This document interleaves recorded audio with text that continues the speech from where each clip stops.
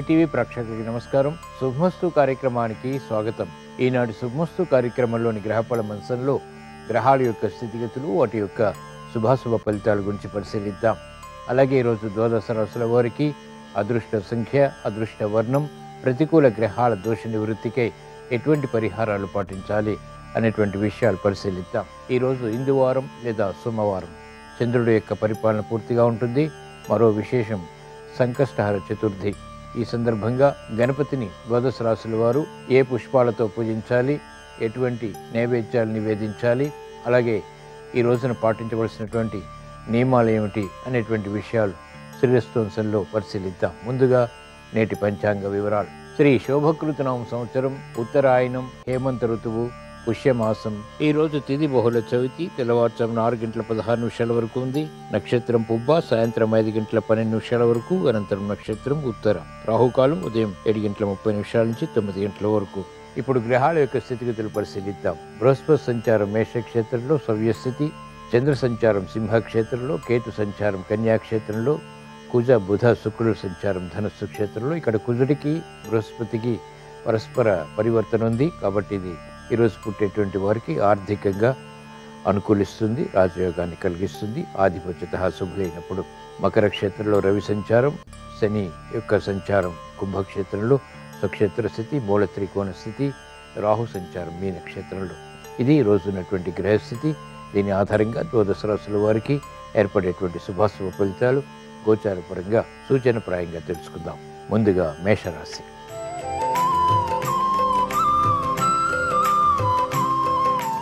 ఈరోజు మేషరాశి వారి ఫలితాన్ని పరిశీలించినట్లయితే ఆర్థిక వ్యవహారాలు కలిసి వస్తాయి. మానసిక క్లేశాలు ఉన్నప్పటికీ తట్టుకుని ఎదుర్కొని విజయాలు సాధించగలుగుతారు. మనస్పర్ధలు తొలగిపోతాయి. చేపట్టినటువంటి కార్యకలాపాలపై శ్రద్ధ పెరుగుతుంది. అసాధ్య కార్యక్రమాలు సుసాధ్యం చేయాలనేటువంటి పట్టుదల పెరుగుతుంది. గతంలో ఆగిపోయినటువంటి కార్యకలాపాలు పునఃప్రారంభించి విజయాలు సాధించగలుగుతారు. మహిళలకు మానసిక ఉల్లాసం పెరుగుతుంది. చేపట్టినటువంటి కార్యకలాపాలు కార్యసిద్ధిని కలిగిస్తాయి. మెరుగైనటువంటి అవకాశాలు ఉపాధ్యాయ వృత్తి వారు పొందగలుగుతారు. అభివృద్ధి కార్యక్రమాలు వ్యాపార రంగం వారికి కలిసి వస్తాయి. నూతన ఉత్సాహంతో కూడినటువంటి కార్యకలాపాలు విద్యార్థులకు ఉపకరిస్తాయి. సాఫ్ట్వేర్ రంగం వారికి ప్రాధాన్యత పెరుగుతుంది. వైద్య వృత్తి వారికి గుర్తింపు లభిస్తుంది. ఆర్థిక సంబంధిత లావాదేవీలు న్యాయవాద వృత్తి వారికి కలిసి వస్తాయి. ఈరోజు మేషరాశి వారు ప్రతికూల ప్రభావాన్ని దూరం చేసుకుని లేదా ఎదుర్కొని అనుకూలంగా మరల్చుకుని మంచి విజయాలు సాధించడానికి మహాగణపతిని దర్శించడం, స్మరించడం, పూజించడం శ్రేయస్కరం. గణపతి ఉపనిషత్తు పఠనం, శ్రవణం మేలును కలిగిస్తుంది. విఘ్నాల్ని దూరం చేసి ఉత్తమ విజయాల్ని కలిగిస్తుంది. ఈరోజు మేషరాశి వారి అదృష్ట సంఖ్య 9. ఈరోజు మేషరాశి వారి అదృష్ట వర్ణం తెలుపు.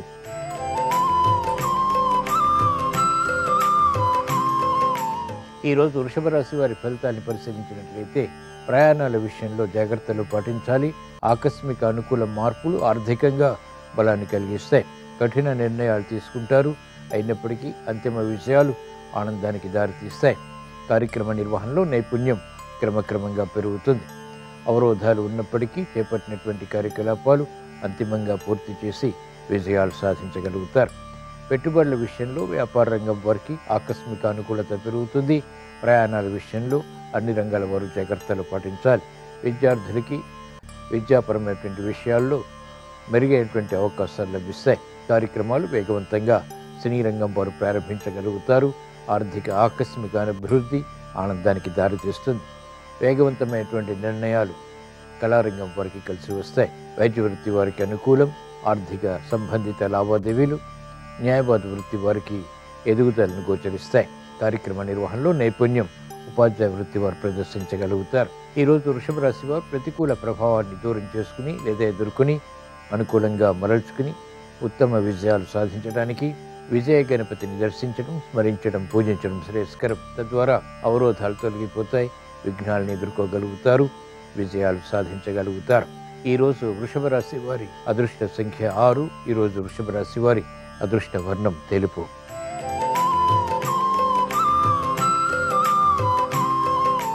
ఈరోజు మిథున రాశి వారి ఫలితాన్ని పరిశీలించినట్లయితే ఆకస్మిక అనుకూలత ఆర్థికంగా వేగవంతమవుతుంది. అభివృద్ధి కార్యక్రమాలు చకచకా పూర్తి చేయగలుగుతారు.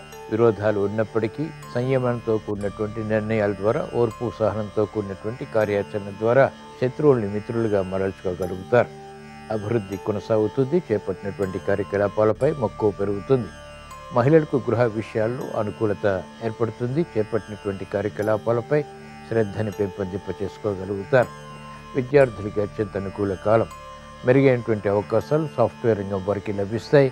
ఆశాజనకమైనటువంటి వాతావరణం న్యాయవాద వృత్తి వారికి ఆర్థికంగా కొనసాగుతుంది.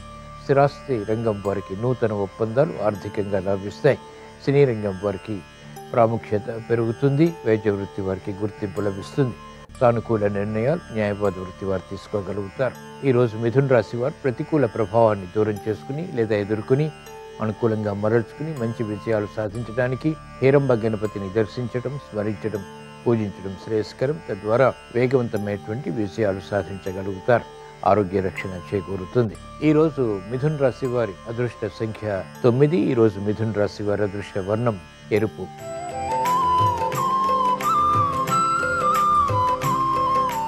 ఈరోజు కర్కాటక రాశి వారి ఫలితాన్ని పరిశీలించినట్లయితే సంకట పరిస్థితులు ఆర్థికంగా కుటుంబ పరంగా కొనసాగుతాయి. చేపట్టినటువంటి కార్యకలాపాలు వేగవంతంగా పూర్తి చేయలేకపోతారు. అసహనం పెరుగుతుంది. నిర్ణయాలు త్వరితగతిని తీసుకోలేకపోతారు. రాజకీయ రంగం వారికి ప్రతికూలత ఉంటుంది. గతంలో చేసిన పొరపాట్లు ఇప్పుడు వెలుగులోకి రావటమే కాకుండా ప్రతికూలతని పెంచుతాయి. ఆర్థిక సంబంధిత లావాదేవీల విషయంలో సినీ రంగం వారు జాగ్రత్తలు పాటించాలి. విద్యార్థులకి కఠిన పరీక్షలు కొనసాగుతాయి. మెరుగైనటువంటి అవకాశాలు క్రమక్రమంగా న్యాయవాద వృత్తి వారు పొందగలుగుతారు. మహిళలు ఆరోగ్య విషయంలో చిరు సమస్యలు ఎదుర్కోవాల్సి వస్తుంది. నూతన బాధ్యతలు పెరుగుతాయి. అభివృద్ధి కార్యక్రమాలు ఉపాధ్యాయ వృత్తి వారికి వికటిస్తాయి. ఈరోజు కర్కాటక రాశి వారు ప్రతికూల ప్రభావాన్ని దూరం చేసుకుని లేదా ఎదుర్కొని దశ అంతర్దశల ద్వారా ఏర్పడేటువంటి ప్రతికూలతను ఎదుర్కోవటానికి, అనుకూలతని సాధించడానికి విజయ గణపతిని దర్శించడం, స్మరించడం, పూజించడం శ్రేయస్కరం. తద్వారా అష్టమ శని ద్వారా ఇతర గ్రహ ప్రతికూలత ద్వారా ఏర్పడేటువంటి అవరోధాలు, విఘ్నాలు, జాప్యాలు వంటివి నిరోధించబడతాయి. ఆకస్మిక విజయాలు ప్రాప్తిస్తాయి. ఈరోజు కర్కాటక రాశి వారి అదృష్ట సంఖ్య 2. ఈరోజు కర్కాటక రాశి వారి అదృష్ట వర్ణం తెలుపు.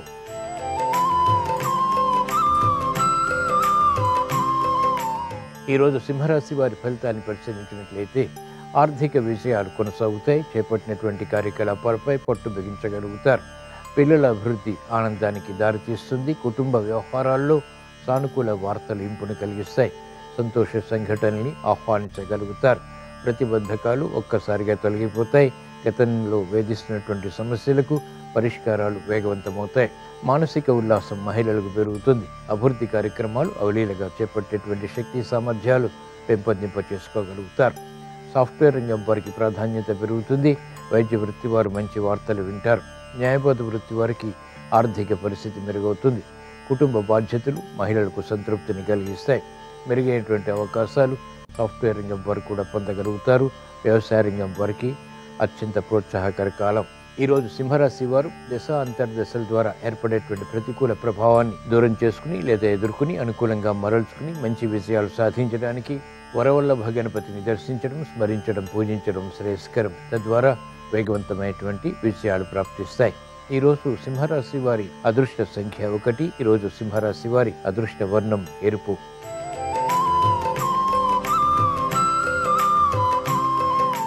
ఈరోజు కన్యారాశి వారి ఫలితాన్ని పరిశీలించినట్లయితే ఆర్థిక వ్యవహారాల్లో అలజడి ఉన్నప్పటికీ నెగ్గుకు రాగలుగుతారు.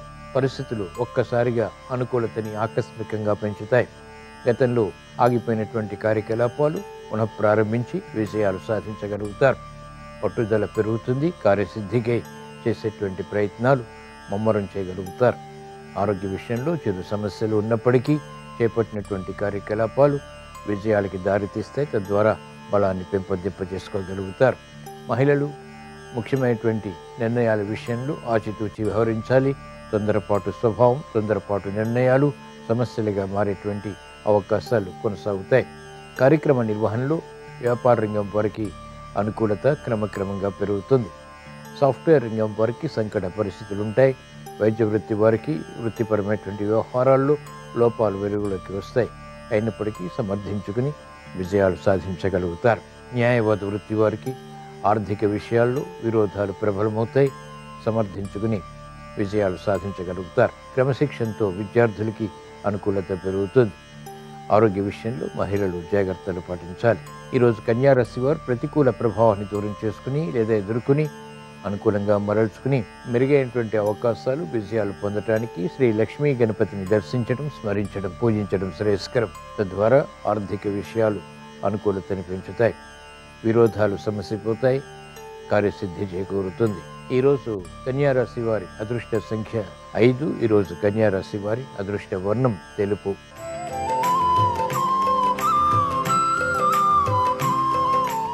ఈరోజు తులారాశి వారి ఫలితాన్ని పరిశీలించినట్లయితే స్నేహితుల ద్వారా లబ్ధి చేకూరుతుంది, భాగస్వాములతో మైత్రి, వ్యాపార రంగం వారికి కొనసాగుతుంది.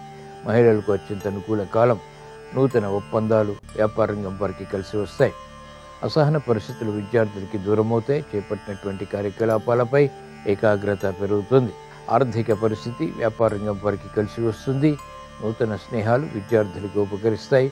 కార్యక్రమ నిర్వహణలో నైపుణ్యం మహిళలు కొనసాగించగలుగుతారు. ప్రావీణ్యత వైద్య వృత్తి వారికి కలిసి వస్తుంది. సాఫ్ట్వేర్ రంగం వారికి నైపుణ్యం పెరుగుతుంది. అసహన పరిస్థితులు రాజకీయ రంగం వారికి దూరం అవుతాయి. చేపట్టినటువంటి కార్యకలాపాలపై ప్రోత్సాహం ఉపాధ్యాయ వృత్తి వారు పెంపొందింపచేసుకోగలుగుతారు. అనుచిత పరిస్థితులు క్రీడారంగం వారికి కనుమరుగవుతాయి. చేపట్టినటువంటి కార్యకలాపాలపై శ్రద్ధ వ్యవసాయ రంగం వారికి పెరుగుతుంది. ఈరోజు తులారాశి వారు ప్రతికూల ప్రభావాన్ని దూరం చేసుకుని లేదా ఎదుర్కొని అనుకూలంగా మరల్చుకుని మంచి విజయాలు సాధించడానికి శక్తి గణపతిని దర్శించడం, స్మరించడం, పూజించడం శ్రేయస్కరం. తద్వారా వేగవంతమైనటువంటి విజయాలు ప్రాప్తిస్తాయి. ఈరోజు తులారాశి వారి అదృష్ట సంఖ్య 1. ఈరోజు తులారాశి వారి అదృష్ట వర్ణం తెలుపు.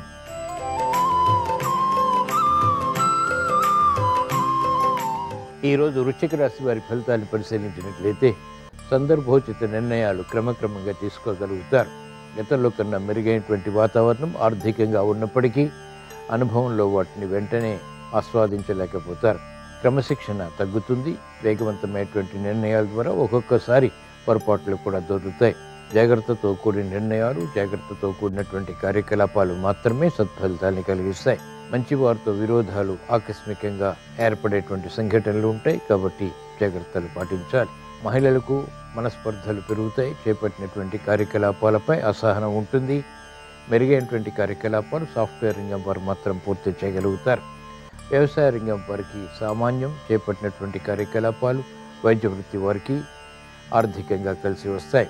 మెరుగైనటువంటి అవకాశాలు న్యాయవాద వృత్తి వారికి అంతిమంగా లభిస్తాయి. రాజకీయ రంగం వారికి సామాన్యం. చేపట్టినటువంటి కార్యకలాపాలు సినీ రంగం వారికి ఆర్థికంగా ప్రతికూలతని పెంచుతాయి. ఈరోజు వృశ్చిక రాశి వారు ప్రతికూల ప్రభావాన్ని దూరం చేసుకుని అనుకూలంగా మరల్చుకుని మంచి విజయాలు సాధించడానికి విజయ గణపతిని దర్శించడం, స్మరించడం, పూజించడం శ్రేయస్కరం. తద్వారా గ్రహ ప్రతికూలతని సమర్థవంతంగా ఎదుర్కొని ఉత్తమ విజయాలు సాధించగలుగుతారు. మానసిక ప్రశాంతత పెరుగుతుంది. ఈరోజు వృశ్చిక రాశి వారి అదృష్ట సంఖ్య 9. ఈరోజు వృశ్చిక రాశి వారి అదృష్ట వర్ణం ఎరుపు.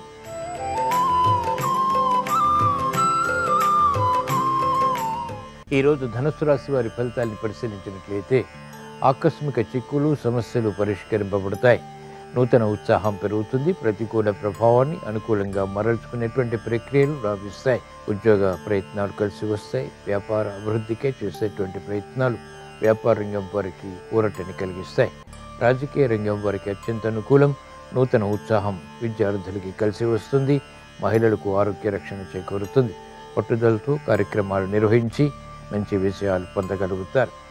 అభివృద్ధి సాఫ్ట్వేర్ రంగం వారికి కొనసాగుతుంది. సినీ రంగం వారికి ఆకస్మిక విస్మయాలు ఆర్థిక పరంగా చోటు చేసుకుంటాయి, అనుకూలతని పెంచుతాయి.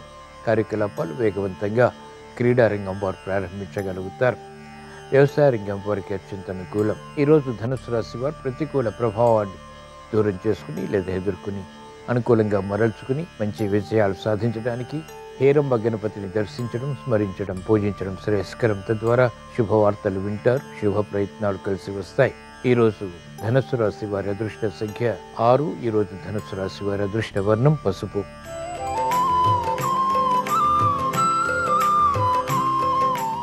ఈరోజు మకర రాశి వారి ఫలితాన్ని పరిశీలించినట్లయితే ఆర్థిక వ్యవహారాల్లో అలజడి ఉన్నప్పటికీ గతంలో కన్నా మెరుగైనటువంటి వాతావరణం కొనసాగుతుంది. గృహ విషయాలు క్రమక్రమంగా అనుకూలిస్తాయి. చేపట్టినటువంటి కార్యకలాపాలపై అసహనం తగ్గుతుంది. శ్రమతో కూడినటువంటి విషయాలు సాధించగలుగుతారు. ప్రతిబంధకాలు ఒక్కొక్కటిగా ఎదుర్కొనేటువంటి శక్తి సామర్థ్యాలు కూడా పొందగలుగుతారు. మహిళలకు ఆరోగ్య రక్షణ క్రమక్రమంగా అనుకూలిస్తుంది. చేపట్టినటువంటి కార్యకలాపాల్లో లోపాలు వ్యాపార రంగం వారు సవరించుకోగలుగుతారు. విరోధాలు రాజకీయ రంగం వారికి తగ్గుతాయి. అనుకూల ప్రయత్నాలకే చేసేటువంటి ప్రయత్నాలు కలిసి వస్తాయి. మెరుగైనటువంటి అవకాశాలు సాఫ్ట్వేర్ రంగం వారు క్రమక్రమంగా పొందగలుగుతారు. ఆశాజనకమైనటువంటి వాతావరణం ఆర్థికంగా వైద్య వృత్తి వారికి కలిసి వస్తుంది. మెరుగైనటువంటి అవకాశాలు సినీ రంగం వారికి క్రమక్రమంగా చోటు చేసుకుంటాయి. ఆర్థిక పరిస్థితి వ్యవసాయ రంగం వారికి మెరుగవుతుంది. ఈరోజు మకర రాశి వారు ప్రతికూల ప్రభావాన్ని దూరం చేసుకుని అనుకూలతని పెంపొందింప చేసుకోవటానికి ఏలినాటి శని ద్వారా ఇతర గ్రహ ప్రతికూలత ద్వారా ఏర్పడేటువంటి జాప్యాలు నిరోధించుకుని విజయాలు సాధించడానికి హేరంబ గణపతిని దర్శించడం, స్మరించడం, పూజించడం శ్రేయస్కరం. తద్వారా వేగవంతమైనటువంటి విజయాలు సాధ్యపడతాయి. శారీరక రక్షణ, ఆరోగ్య రక్షణ చేకూరుతాయి. ఆనందకర వాతావరణాన్ని ఆహ్వానించగలుగుతారు. ఈరోజు మకర రాశి వారి అదృష్ట సంఖ్య 2. ఈరోజు మకర రాశి వారి అదృష్ట వర్ణం ఎరుపు.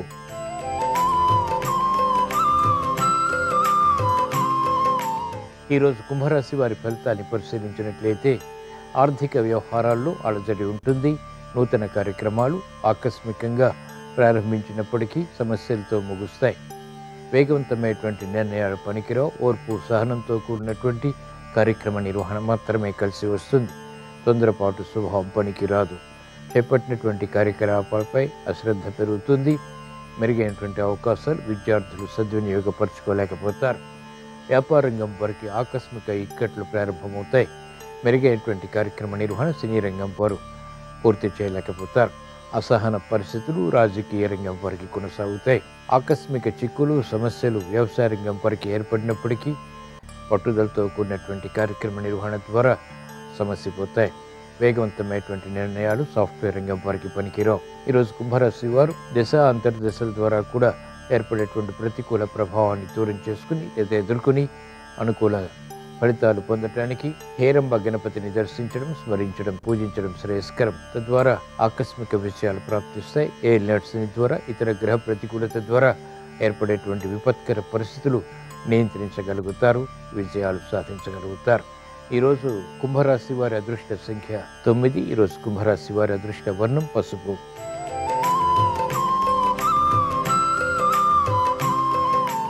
ఈరోజు మీన రాశి వారి ఫలితాన్ని పరిశీలించినట్లయితే ఆర్థిక వ్యవహారాల్లో అనుకూలత చోటు చేసుకుంటుంది. శుభశకునాలు వృత్తి, వ్యాపార, ఉద్యోగ సంబంధిత కార్యకలాపాల్లో చోటు చేసుకుంటాయి. ఆకస్మిక విషయాలు ఆర్థికంగా ఫలాన్ని కలిగిస్తాయి. కుటుంబ పరిస్థితులు చక్కబడతాయి. శుభకార్య నిర్వహణకై తహతహ పెరుగుతుంది. గృహ నిర్మాణాది కార్యకలాపాలపై మక్కువ పెరుగుతుంది. రాజకీయ రంగం వారికి అత్యంత అనుకూలం. ఆర్థిక వ్యవహారాలు మహిళలకు కలిసి వస్తాయి. ఆరోగ్య రక్షణ చేకూరుతుంది. శ్రమ అధికంగా ఉన్నప్పటికీ చేపట్టినటువంటి కార్యకలాపాలపై విజయాలు సాధించడంతో బలాన్ని పెంపొందింప చేసుకోగలుగుతారు. అభివృద్ధి సాఫ్ట్వేర్ రంగం వారికి కొనసాగుతుంది. నూతన కార్యక్రమాలు వ్యవసాయ రంగం వారు ప్రారంభించగలుగుతారు. సినీ రంగం వారికి అత్యంత అనుకూలం. ఆకస్మిక విషయాలు అనుకూలతని పెంచుతాయి. ఈరోజు మీనరాశి వారు ప్రతికూల ప్రభావాన్ని దూరం చేసుకుని లేదా ఎదుర్కొని అనుకూలంగా మరల్చుకుని మంచి విజయాలు సాధించడానికి లక్ష్మీ గణపతిని దర్శించడం, స్మరించడం, పూజించడం శ్రేయస్కరం. తద్వారా ఆర్థిక విజయాలు ఆకస్మికంగా అనుకూలతని పెంచుతాయి. ఏలినాటి శని ద్వారా ఏర్పడేటువంటి ప్రతికూలత నియంత్రించగలుగుతారు. ఈరోజు మీనరాశి వారి అదృష్ట సంఖ్య 3. ఈరోజు మీనరాశి వారి అదృష్ట వర్ణం పసుపు. ఇవి ఈరోజు ద్వాదశ రాశుల వారికి ఏర్పడేటువంటి శుభాశుభ ఫలితాలు. ద్వాదశ రాశుల వారికి విఘ్నాలు, జాప్యాలు, అవరోధాలు నియంత్రించబడాలని, విజయాలు సాధించాలని చేపట్టినటువంటి కార్యకలాపాలు శ్రద్ధతో కూడినటువంటి నిర్ణయాల ద్వారా విజయాలకి అనుకూలించాలని సంకటహర చతుర్థి సందర్భంగా మహాగణపతిని స్మరిస్తూ ప్రార్థిస్తూ స్వస్తి. శ్రీరస్తు శుభమస్తు. సంకష్టహర చతుర్థి సోమవారంతో కలిసి వచ్చింది కాబట్టి ఈరోజు పాలరాయితో చేసిన గణపతిని కానీ, ముత్యపు గణపతిని కానీ పూజించినట్లయితే మానసిక అశాంతి తొలగిపోతుంది, మానసిక ప్రశాంతత ఏర్పడుతుంది. అలా వీలు కాని పక్షంలో శ్వేతార్క గణపతి, తెల్ల జిల్లేడు వేరు మీద చెక్కిన గణపతినైనా పూజించుకోవచ్చు. ఈరోజు గణపతిని పూజించే సమయంలో వెండి ప్రమిదలో కొబ్బరి నూనె పోసి 5 ఒత్తులు వేసి దీపాన్ని వెలిగించాలి. అలాగే ఎర్రటి పుష్పాలు, గరిక పోచలతో పాటు తెల్లటి పుష్పాలతో కూడా గణపతిని పూజించాలి. ఓం గం గణపతయే నమః అనే మంత్రాన్ని వీలైనన్ని సార్లు చదువుకుంటూ గణపతిని పూజించాలి. గణపతి పూజ పూర్తయిన తర్వాత గణపతికి తెల్లటి పదార్థాలు, ఉండ్రాళ్ళు నైవేద్యంగా సమర్పించాలి. ఇలా చేస్తే గణపతి అనుగ్రహం సులభంగా కలుగుతుంది. అలాగే ఈరోజు సాయంకాలం పూట గణపతి ఆలయానికి వెళ్ళి ఆవు పాలతో కానీ, ఆవు పెరుగుతో కానీ, గరికపోతలు కలిపిన జలంతో కానీ గణపతికి అభిషేకం చేయించుకోవాలి. ఇలా చేయటం ద్వారా మానసిక ప్రశాంతత పెరుగుతుంది. పోగొట్టుకున్న ధన కనక వస్తువాహన ప్రాప్తిని సిద్ధింపజేసుకోవచ్చు. ధనపరంగా మంచి ప్రయోజనం చేకూరుతుంది. అలాగే గణపతి ఆలయంలో 5 ప్రదక్షిణలు చేయటం, ఆలయ ప్రాంగణంలో సంకటనాశక గణేష స్తోత్రం కానీ, గణేష పంచరత్న స్తోత్రం కానీ చదవటం ద్వారా గణపతి అనుగ్రహానికి పాత్రులై సకల శుభాలను సిద్ధింపజేసుకోవచ్చు.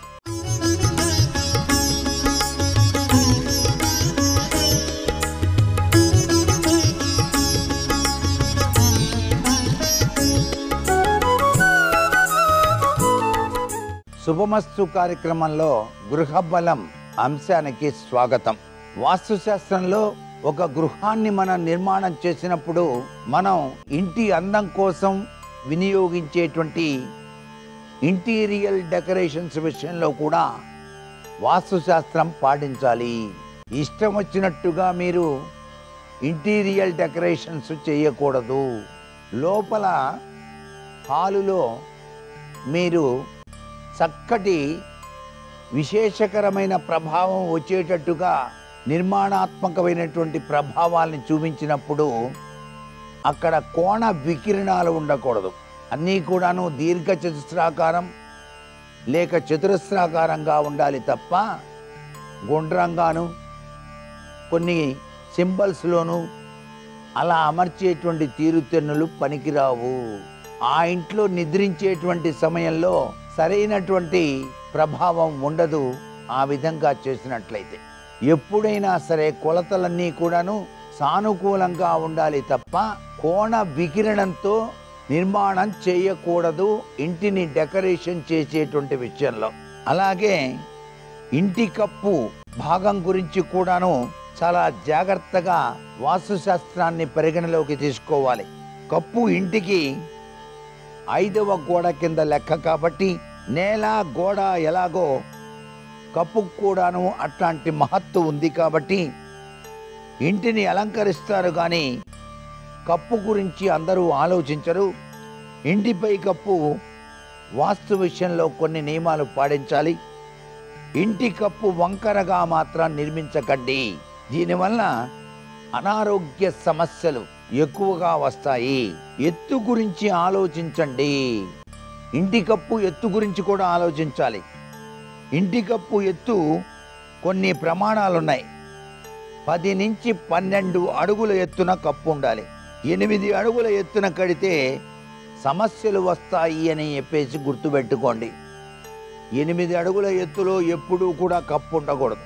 కనీసం 10 నుంచి 12 అడుగుల ఎత్తులో ఉండాలి. కప్పుకి అద్దాలు పెట్టకూడదు.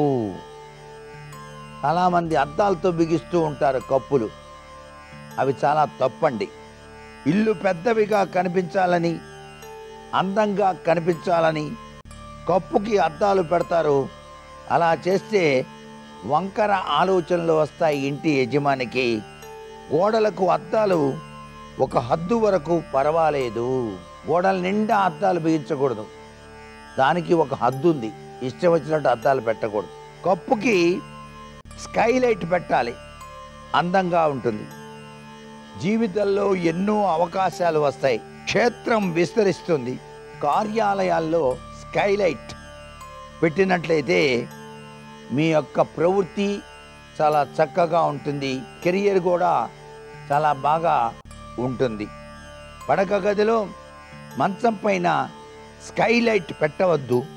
దీనివల్ల నకారాత్మక శక్తి వచ్చి తీరుతుంది.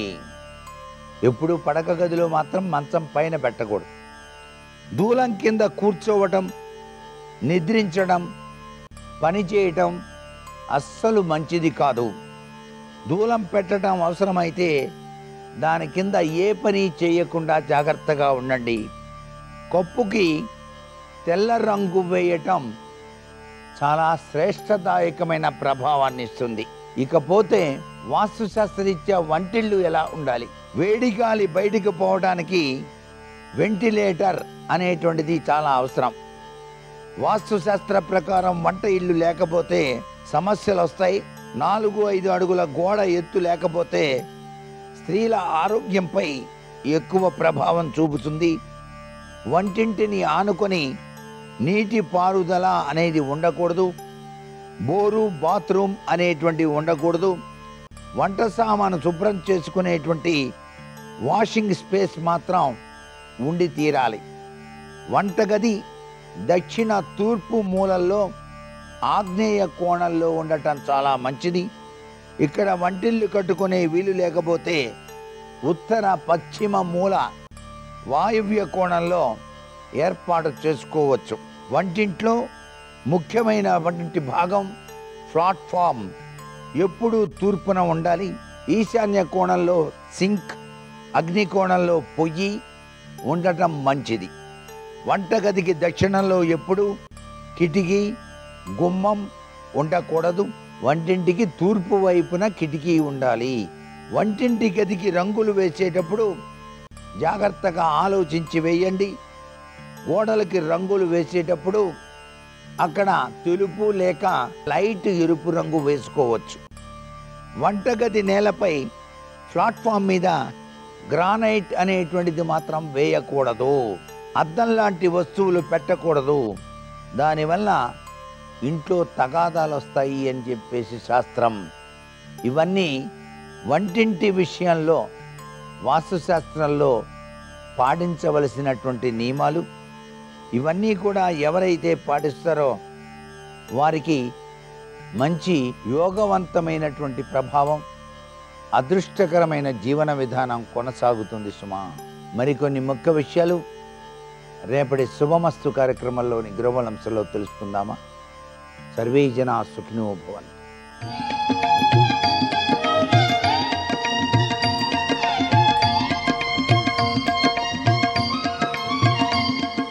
శుభోదయం. శుభమస్తు కార్యక్రమంలో శుభప్రదం అనే అంశానికి స్వాగతం. గణపతికి 2 కుమారులున్నారు అని వర్ణిస్తుంది గణేష పురాణం. ఈ పురాణానికే ముద్గల పురాణం అనే పేరు కూడా ఉంది. ఆ 2 కుమారులలో ఒక కుమారుడి పేరు శుభుడు, మరి ఒక కుమారుడి పేరు లాభుడు. జీవితం శుభప్రదంగా లాభదాయకంగా ముందుకు కొనసాగించాలి అంటే ఆ గణపతి అనుగ్రహం తప్పనిసరి. అలా గణపతి అనుగ్రహాన్ని ప్రతి నెలలో కూడా మనం పొందే నిమిత్తమై సనాతన ధర్మం ఇలా ఒక రోజున మనకు ఆ గణపతిని అర్చించమని ఒక తిథిని కేటాయించింది. ఆ తిథి చతుర్థి తిథి. ఆ దైవం గణపతి. ఆ గణపతిని అర్చించే విధానం సంకటహర గణపతి వ్రతం అనే వ్రతం పేరిట ఈ విధానాన్ని సనాతన ధర్మశాస్త్రం ఇలా మనకు వివరించింది. సంప్రదాయాలలో పాటించే పరిహారాలలో అనేకం గణపతికి సంబంధించినవే ఉంటాయి. ఏ దైవాన్ని పూజించినా ప్రప్రథమంగా మనం గణపతిని పూజిస్తాం. గణపతికి సంబంధించిన అనేక రూపాలలో 32 రూపాలు ప్రత్యేకం అంటూ ఈ శాస్త్రం వివరించగా అందులో 32వ రూపం సంకటహర గణపతి రూపం. ఈ వ్రతాన్ని తొలిసారిగా ధర్మరాజు ఆచరించాడు. ధర్మరాజుకు ఈ వ్రతాన్ని ఆచరించమని కృష్ణ పరమాత్ముడు వర్ణించినట్లుగా భవిష్యోత్తర పురాణం ఈ వ్రత నిర్వహణ విధానాలను మనకు తెలియజేస్తుంది.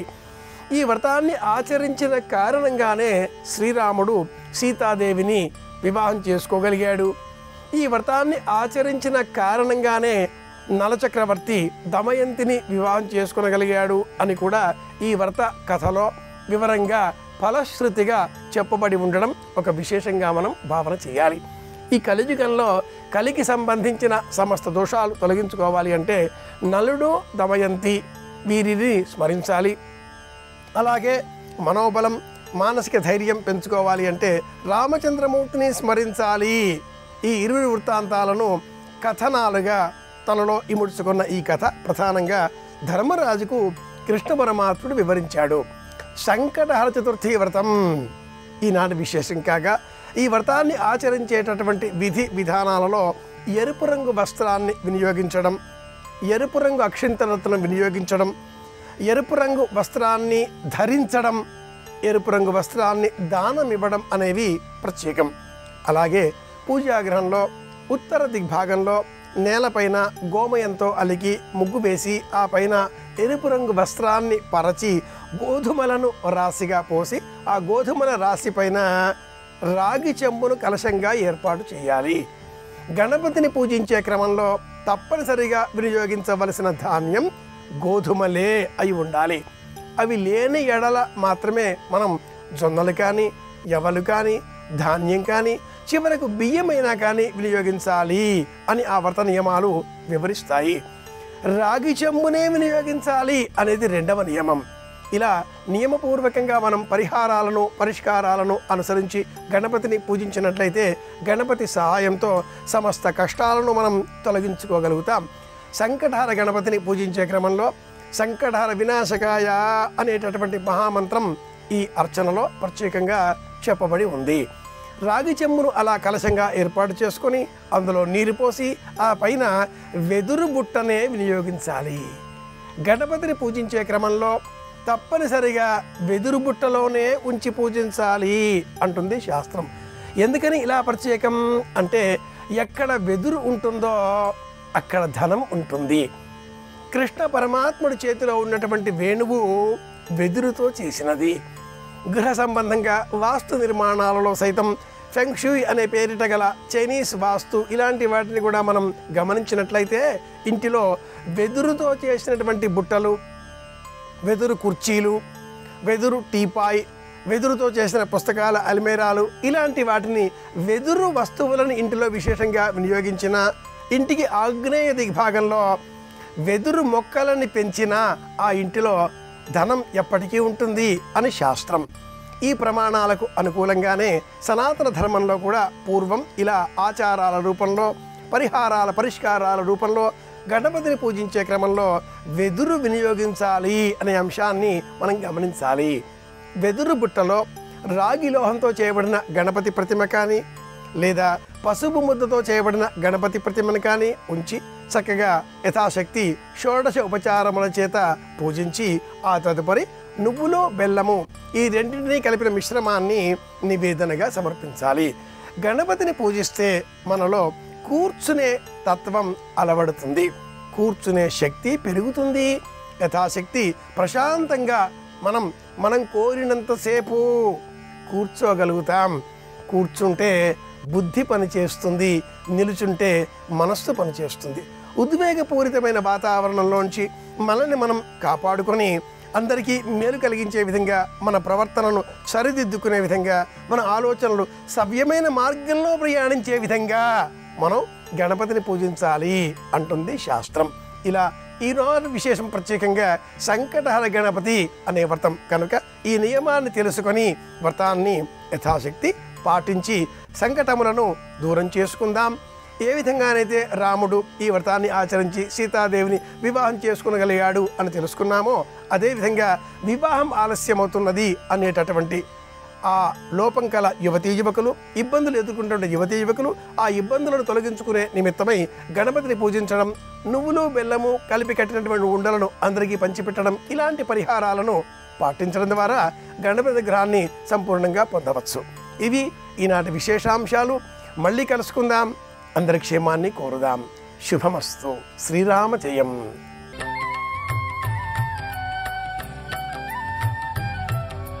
దినకరా శుభకరా దేవా దీనాధార తిమిర సంహార దినకరా శుభకరా. ఆయన యొక్క కాంతి కిరణములే సమస్త భూతముల యొక్క కన్నుల మీద పడతాయి. యస్మిన్ తేజశ్చ చక్షుశ్చ అన్ని భూతముల యొక్క కన్నుల మీద పడి చైతన్యము కలుగుతుంది. కలిగి సమస్త ప్రాణులు కందెరయగుచు అంటారు తిక్కన గారు. అన్ని ప్రాణులు కళ్ళు తెరుస్తాయి. కళ్ళు తెరిచి ఎదురుగుండా ఉండేటటువంటి వస్తువుల్ని చూడడం మొదలు పెడతాయి. ఈ చూడడం మొదలు పెట్టడం అనేటటువంటిది భోగముల యందు సగం భాగం. ప్రత్యేకించి సుఖాలు అనుభవించారండి అంటారు. ఆ అనుభవించినటువంటి సుఖాలలో సగం సుఖమంతా దేన్ని ఆశ్రయిస్తుంది అంటే కంటి యొక్క గుడ్డు సూర్యుని యొక్క కిరణముల తేజస్సుని పుచ్చుకోగలిగితే వాడు 50% సుఖాల్ని పొందుతాడు. లేనినాడు ఈ బ్రహ్మాండమునందు ఎన్ని సుఖములున్నాయో అందులో 50% సుఖాలు వాడికి లేనట్టే. అందుకే సుఖములన్నీ దేన్ని ఆశ్రయిస్తాయంటే సూర్య కిరణమును ఆయన కాంతి కన్ను పుచ్చుకోవడం మీద ఆధారపడి ఉంటుంది. ఎందుకని అంటే మీరు చూడండి, కళ్ళొక్కట్లేవు. భార్యని చూస్తాడా, తల్లిని చూస్తాడా, తండ్రిని చూస్తాడా, కడుపున పుట్టిన బిడ్డల్ని చూస్తాడా, పర్వత శిఖరాలు చూస్తాడా, దేవాలయాన్ని చూస్తాడా, ధ్వజస్తంభాన్ని చూస్తాడా, ఉత్సవమూర్తిని చూస్తాడా, మూల విరాట్ని చూస్తాడా, గురువుగారిని చూస్తాడా, గురువుగారి పాదములు చూస్తాడా? ఏం చూస్తాడు? భోగములలో సగం భోగాలు పోవడం, జీవితంలో భయం, ఈ రెండు దేని చేత ఉంటాయంటే కంటి యొక్క గుడ్డు సూర్యుని యొక్క కిరణమును పుచ్చుకోలేనటువంటి స్థితి చేత. అందుకే ఇన్ని భోగాలకి కారకుడై మహానుభావుడైనటువంటి సూర్యుడు ఆ పర్వత శిఖరం మీద, సౌమనస పర్వత శిఖరం మీద ఉదయిస్తాడు. బంగారుతో తయారు చేయబడి ఆ పర్వత శిఖరము పచ్చటి కాంతితో ప్రకాశిస్తూ ఉంటుంది. ప్రకాశించేటప్పుడు అరుణ కిరణాలతో ఎర్రటి కాంతితో ఆయన ఉదయించినప్పుడు ఆయన కాంతి పడి ఈ బంగారు పర్వత శిఖరము ఆయన యొక్క కాంతి కలిసి ఒక పెద్ద నెగడు, అంటే భోగి మంట వేస్తారే అలాంటి మంట మండుతోందా అన్నట్టుగా ప్రాక్ ఆ దిక్కంతా కూడా ఎర్రబడుతుంది. అదే అరుణోదయము అని పిలుస్తారు. అంత ఎర్రటి కాంతితో ప్రారంభమవుతుంది. ఎవరు ఆ ఎర్రటి కాంతి వంక చూసి నమస్కారం చేస్తారో వాళ్ళకి ఆ రోజు దురితముల యొక్క ఫలితములుగా రావలసినటువంటి దుష్ఫలితములు ఏ ఉంటాయో వాటన్నిటినీ కూడా చీకట్లను ఎలా చిమ్మేస్తాడో అలా చిమ్మేస్తాడు. చిమ్మి పద్మములను వికసనం చేయిస్తాడు. సూర్యకిరణం పడితే పద్మం వికసిస్తుంది. పద్మమునందు ఎవరుంటారంటే లక్ష్మీదేవి ఉంటుంది. లక్ష్మీదేవి యొక్క స్థానములలో ఒకటి పద్మం. ఇంటి తలుపులు తెరిచారనుకోండి, ఇంట్లో ఉన్నాయన బయటికి వస్తాడని గుర్తు. ఇంటి తలుపులు వేసేసాడంటే ఆయన బయటికి రాడు, అందుకు తలుపు వేసుకున్నాడు. ఆయన తలుపులు తీశాడంటే ఆయన బయటికి వస్తాడు, లేదా మీరు లోపలికి వెళ్ళవచ్చు. ఇప్పుడు ఆయనైనా బయటికి వచ్చి మీకు అనుగ్రహిస్తాడు, లేదా మీరైనా వెళ్ళి ఆయన దర్శనం చేసి అనుగ్రహాన్ని పొందొచ్చు. పద్మము వికసనాన్ని పొందింది అంటే లక్ష్మి యొక్క అనుగ్రహము ప్రారంభమైనది అని గుర్తు. లక్ష్మీ కటాక్షమును కల్పింపగలిగిన వాడెవరు అంటే సూర్యనారాయణమూర్తి ఒక్కడే. అందుకే ఆయన ఉదయిస్తున్నప్పుడు ఆ అరుణారుణ కాంతుల వంక ఎవడు చూస్తాడో, ఎవడు చూసి దర్శనం చేస్తాడో, ఎవడు నమస్కరిస్తాడో వాళ్ళకి విశేషమైనటువంటి అనుగ్రహం. ఒకటి, దురితము యొక్క ఫలితము తొలగదోయబడుతుంది.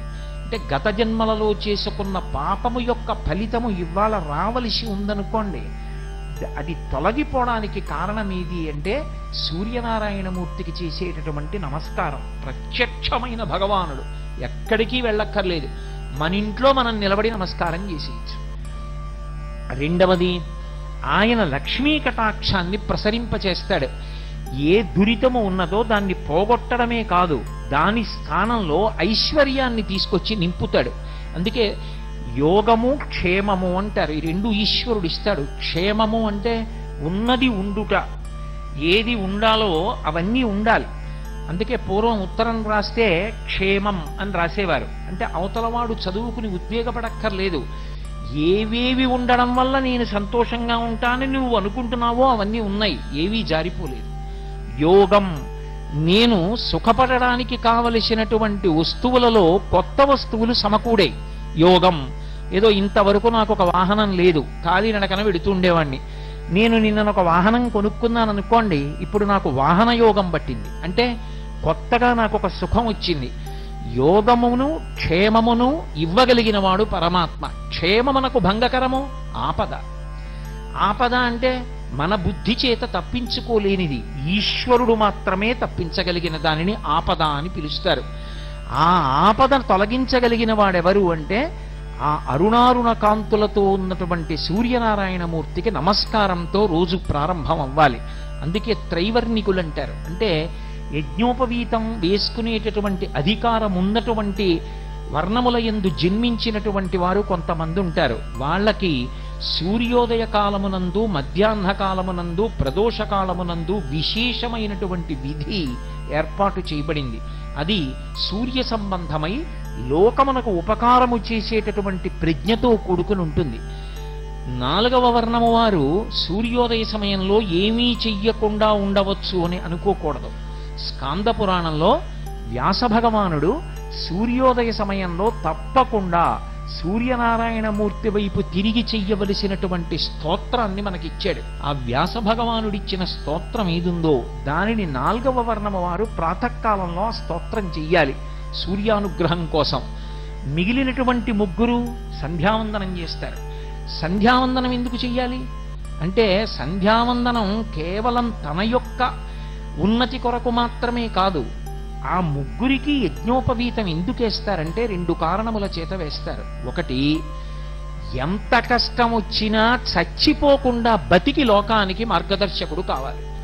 ఎన్ని కష్టాలైనా భరించి నిలబడు, ఏదో ఒకనాటికి నువ్వు అభ్యున్నతిని పొందుతావు. ఇది నిరూపణం చేసి లోకానికి మార్గదర్శనం చెయ్యాలి, కష్టాన్ని ఓర్చుకోవడం. అందుకే చూడండి, పాండవులు లక్క ఇంట్లో పెట్టి కాల్చేస్తే బయట పడిన తరువాత భిక్షాటన చేసైనా బతికారు. ఇంత కష్టం వచ్చింది, ఎందుకు ఈ బతుకని వాళ్ళు ఆత్మహత్య చేసుకోలేదు. మనకి శాస్త్రములన్నీ అవే మాట చెప్తాయి. కళ్యాణి బతగాదేయం లౌకికి ప్రతిభాతిమా ఏతి జీవంతి మానందో నరం వర్ష శతాదపి అంటుంది సీతమ్మ రామాయణంలో. 100 సంవత్సరములు ఆయుర్దాయంతో నిలబడినవాడు ఎన్ని కష్టములు పడనివ్వండి, చిట్ట చివరి క్షణంలోనైనా శుభవార్త వింటాడు. ఓర్పు అనేటటువంటిది అంత అవసరం జీవితంలో. కాబట్టి ఆత్మహత్య చేసుకోకూడదు. లోకమంతా ఎన్ని కష్టాలలో ఉన్నా తాను మార్గదర్శకుడై యజ్ఞోపవీతం ఉన్నవాడు కష్టాన్ని భరించి నిలబడి లోకానికి మార్గదర్శనం చేయించగలిగిన వాడై ఉండాలి.